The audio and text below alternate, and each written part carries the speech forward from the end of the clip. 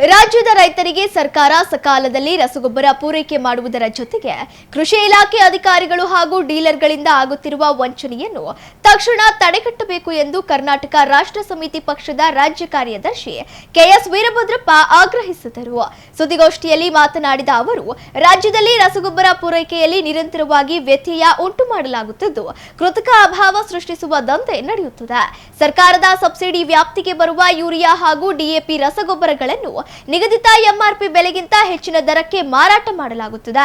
ಇದರ ವಿರುದ್ಧ ಕಟ್ಟುನಿಟ್ಟಿನ ಕ್ರಮ ಕೈಗೊಳ್ಳಬೇಕಾಗಿದ್ದ ಕೃಷಿ ಇಲಾಖೆಯು ಕಣ್ಮುಚ್ಚಿ ಕುಳಿತಿದ್ದು ಅಕ್ರಮವೆಸಗುತ್ತಿರುವ ಡೀಲರ್ಗಳು ಹಾಗೂ ಗೊಬ್ಬರ ಕಂಪನಿಗಳ ಪರವಾಗಿ ನಿಂತಿದ್ದಾರೆ ಎಂದು ತೀವ್ರ ಆಕ್ರೋಶ ವ್ಯಕ್ತಪಡಿಸಿದರು. ಎಂಆರ್ಪಿಗಿಂತ ಹೆಚ್ಚಿನ ದರಕ್ಕೆ ಯೂರಿಯಾ ಮತ್ತು ಡಿಎಪಿ ಗೊಬ್ಬರಗಳನ್ನು ಮಾರಾಟ ಮಾಡಿ ಎಂದು ಅಧಿಕಾರಿಗಳೇ ಸ್ವತಃ ಡೀಲರ್ಗಳಿಗೆ ತಿಳಿಸುತ್ತಿರುವುದು ನಮ್ಮ ಗಮನಕ್ಕೆ ಬಂದಿದೆ. ಇದಕ್ಕೆ ಸ್ಪಷ್ಟ ಉದಾಹರಣೆ ಎಂದರೆ ಹಾವೇರಿ ಜಿಲ್ಲೆಯ ಶಿಗ್ಗಾವಿ ಭಾಗದಲ್ಲಿ ನೋಂದಣಿಯಾಗಿ ರೈತರಿಗಾಗಿ ಕೆಲಸ ಮಾಡುತ್ತಿರುವ ಕರ್ನಾಟಕ ರೈತ ಸಹಾಯ ರೈತ ಉತ್ಪಾದಕ ಕಂಪನಿಯ ಮೂಲಕ ಈ ಆಘಾತಕಾರಿ ವಿಚಾರ ಬೆಳಕಿಗೆ ಬಂದಿದೆ.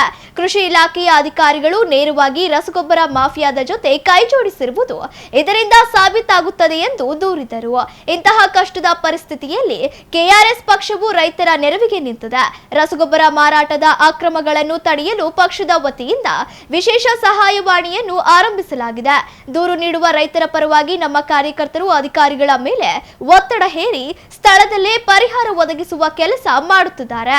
ರಾಜ್ಯ ಸರ್ಕಾರವು ಇನ್ನು ಮುಂದಾದರೂ ಎಚ್ಚೆತ್ತುಕೊಂಡು ರೈತರನ್ನು ಸುಲಿಯುತ್ತಿರುವ ಈ ಜಾಲದ ವಿರುದ್ಧ ಕ್ರಮ ಜರುಗಿಸಬೇಕು ಎಂದು ಒತ್ತಾಯಿಸಿದರು. ಸುದ್ದಿಗೋಷ್ಠಿಯಲ್ಲಿ ಗುಡ್ಡಪ್ಪ, ದೀಪಕ್, ಸಂದೀಪ್, ಶ್ರೀಧರ್, ಶಶಿಕುಮಾರ್ ಸೇರಿದಂತೆ ಅನೇಕರಿದ್ದರು. ಪತ್ರಿಕಾಗೋಷ್ಠಿ ಕರೆದಿರೋ ವಿಚಾರ ಏನಂದರೆ, ಈಗ ಮುಂಗಾರು ಸ್ಟಾರ್ಟ್ ಆಗಿರೋದ್ರಿಂದ ರೈತರಿಗೆ ಏನು ಈಗ ಗೊಬ್ಬರ ಬೀಜ ಆಗ್ತಿರುವಂಥ ರೈತರಿಗೆ ಸಿಗುವಂಥ ಸಲಕರಣೆಗಳು ಸಿಗಬೇಕು. ಹಾಗೆ ಮತ್ತು ಇವತ್ತು ಪತ್ರಿಕಾಗೋಷ್ಠಿ ವಿಚಾರ ಏನಂತಂದರೆ, ರಸಗೊಬ್ಬರ ವಿಚಾರವಾಗಿ ನಮ್ಮ ಪಕ್ಷದ ವತಿಯಿಂದ ಸ್ಟೇಟ್ ಕಮಿಟಿಯಲ್ಲಿ ಒಂದು ಕೇಂದ್ರ ಸ್ಥಾನಕ್ಕೆ ಬೆಂಗಳೂರಲ್ಲಿ ಮನವಿ ಕೊಟ್ಟಿದ್ದಾರೆ. ಏನು ರಸಗೊಬ್ಬರ MRPಗಿನ್ನ ಅರ್ಧ ಭಾಗ ರೇಟು ಮಾರ್ತಾ ಇದ್ದಾರೆ ಡೀಲರ್ ಕಡೆಯಿಂದ, ಹಾಗೂ ಕಂಪ್ನಿ ಕಡೆಯಿಂದನೂ ಸಮಸ್ಯೆ ಆಗ್ತಿದೆ ಅಂತೇಳಿ ನಮ್ಮ ಪಕ್ಷದ ವತಿಯಿಂದ ನಾವು ಇವತ್ತು ಪತ್ರಿಕಾಗೋಷ್ಠಿ ಮಾಡ್ತಾಯಿದ್ವಿ. ಯಾಕೆಂದರೆ ಇವತ್ತು ರೈತರಿಗೆ ಸಾಕಷ್ಟು ಮೋಸ ಆಗ್ತಿದೆ. ಅದರ ವಿರುದ್ಧ ನಮ್ಮ ಪಾರ್ಟಿ ಧ್ವನಿ ಎತ್ತಿ ಮಾತಾಡ್ತಿದ್ವಿ. ಯಾಕೆಂದರೆ ಇವತ್ತು ರೈತರಿಗೆ ಆಗ್ತಿರುವಂಥ ಅನ್ಯಾಯ ಅಂತಂದರೆ ಅದು ಏನು ಯೂರಿಯಾ ಜೊತೆಗೆ ಏನೋ ಲಿಂಕು ಪ್ರಾಡಕ್ಟ್ ಕೊಡೋಂಥದ್ದು ಕಂಪ್ನಿಗಳು ಡೀಲರ್ಸ್ಗಳೆಲ್ಲ ಇದು ಮಾಡ್ತಿದ್ದಾರೆ. ಆ ವಿಚಾರವಾಗಿ ನಾವು ಪತ್ರಿಕಾಗೋಷ್ಠಿ ಇವತ್ತು ಕರೆದಿದ್ದೀವಿ. ರೈತರಾಗಿಯೇ ಬಂದಿದ್ದೀನಿ ಮತ್ತು ಇಲ್ಲಿ ಈ ಕೇಂದ್ರ ಪ್ರದೇಶದಲ್ಲಿ ಉತ್ತರ ವಿಭಾಗದಲ್ಲಿ MLA ಎಲೆಕ್ಷನ್ಗೆ ಕಂಟೆಸ್ಟ್ ಮಾಡಿದ್ದೆ. ಉಳಿದಂತೆ ಇವತ್ತಿನ ಸಮಸ್ಯೆ ಗೊತ್ತಿದೆ ತಮಗೆಲ್ಲ. ರಸಗೊಬ್ಬರ ಮತ್ತು ಕಳಪೆ ಬೀಜಗಳನ್ನು ಮಾಡುವಂಥದ್ದಿದೆ. ಕಳಪೆ ಬೀಜಗಳು ಗೊತ್ತಿದೆ ನಿಮಗೆ. ನಾನೀಗ ಮೊನ್ನೆ ಒಂದು 4 ಎಕರೆಗೆ ಬಿತ್ತಿದರೆ 8 kg ಹೋಗುತ್ತೆ. 1 ಎಕರೆಗೆ 8 kg 32 kg ಬೇಕಾಗುತ್ತೆ. 32 kg ಬಿತ್ತಿದರೆ ಅಸಮರ್ಪಕವಾಗಿ ಬೀಜಗಳ ವ್ಯತ್ಯಾಸನೂ, ಹೀಗಾಗಿ ಆ ಬೀಜಗಳಲ್ಲಿ ತೊಂದರೆ ಆಗಿದೆ. ಇದನ್ನು ನಾವು ಈ ಏನು ಮಳೆಗಾಲದಲ್ಲಿ ಮಾತ್ರ ನಾವು ಹೇಳಲಿಕ್ಕೆ ಇಷ್ಟಪಡ್ತೀವಿ. ಮತ್ತು ಆದ ನಂತರ ಮತ್ತೆ ನಾವು ಹೇಗೋ ಮೇಲ್ಕೊಂಡ್ಬಿಟ್ಟಿರ್ತೀವಿ. ಹಾಗಾಗಿ ಈ ಮೂಲಕ ನಾನು ನಿಮಗೆ ಒತ್ತಾಯ ಮಾಡ್ತಾ ಇರೋದು, ರಸಗೊಬ್ಬರ ಇರ್ಬೋದು ಅಥವಾ ಬೀಜ ಇವೆರಡೂ ಕೂಡ ರೈತರಿಗೆ ಅಗತ್ಯ ಆಗಿದೆ. ಯಾಕಂದರೆ ನಾವು ಹೇಳ್ತೀವಿ ರೈತರೇ ಬೆನ್ನೆಲುಬು ಅಂತೇಳಿ. ಇವತ್ತು ಬಿಟ್ಟಿ ಬಾಗಿಗಳು ಕೊಟ್ಟು ರೈತರಿಗೆ ಕೂಲಿ ಮಾಡಲಿಕ್ಕೆ ಆಗದೇ ಇರುವಂಥ ಕೂಲಿಗಳು ಕೂಡ ಸಿಗ್ತಾ ಇಲ್ಲ. 500 ರೂಪಾಯಿ ಕೊಟ್ಟರು ಕೂಡ ಜನ ಬರ್ತಾ ಇಲ್ಲ. ಹೀಗಿರುವಂಥ ಪರಿಸ್ಥಿತಿಯಲ್ಲಿ ಈ ಕಡೆ ಕಳಪೆ ಬಿತ್ತ ಬೀಜಗಳು, ಈ ಕಡೆಗೆ ರಸಗೊಬ್ಬರದ ಪೂರೈಕೆ ಇಲ್ಲ.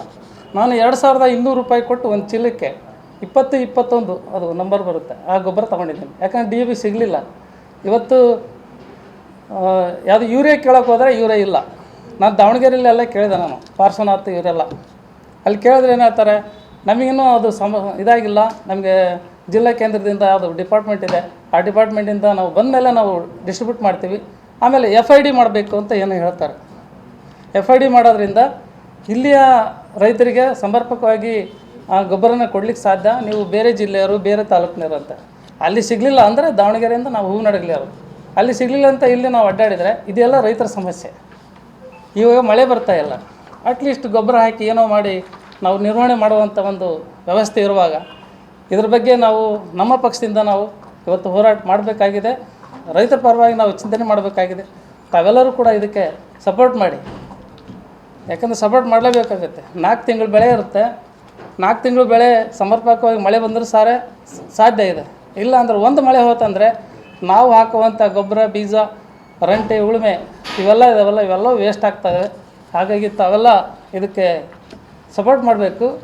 ಆ ನಂತರ ನಿಮ್ಮ ಏನಾದರೂ ಸಲಹೆಗಳಿದ್ದರೆ ಅದಕ್ಕೆ ನಾವು ಈ ಜಿಲ್ಲಾ ಕೇಂದ್ರದಲ್ಲಿ ಹೋರಾಟ ಮಾಡುವಂಥ ಒಂದು ಹಿನ್ನೆಲೆ ಇಟ್ಕೊಂಡಿದ್ದೀವಿ. ಏನು ನಮ್ಮ KRS ಪಕ್ಷ ಕೇಂದ್ರದಲ್ಲಿ ಏನು ವಿಚಾರಗಳನ್ನು ಹಂಚ್ಕೊಂಡಿದ್ದಾರೆ ಅದನ್ನು ನಾವು ಒತ್ತಾಯಪೂರ್ವಕವಾಗಿ ನಿಮಗೆ ಹೇಳುವಂಥದ್ದು ಮತ್ತು ರೈತರಿಗೆ ಇದು ಬೆನಿಫಿಟ್ ಆಗಬೇಕು ಅಂತ ಹೇಳಿ. ಅದೇ ರೀತಿಯಲ್ಲಿ ಇವತ್ತು ಬೇರೆ ನೋಡ್ಬೇಕಂದ್ರೆ ಕರೆಂಟ್ ಸಮರ್ಪಕವಾಗಿಲ್ಲ, ಏನೋ ಗ್ರಿಡ್ಜ್ ಇದೆ ಅಥವಾ ಇನ್ನೊಂದು ಏನು ಹೇಳ್ತಾ ಇರ್ತಾರೆ.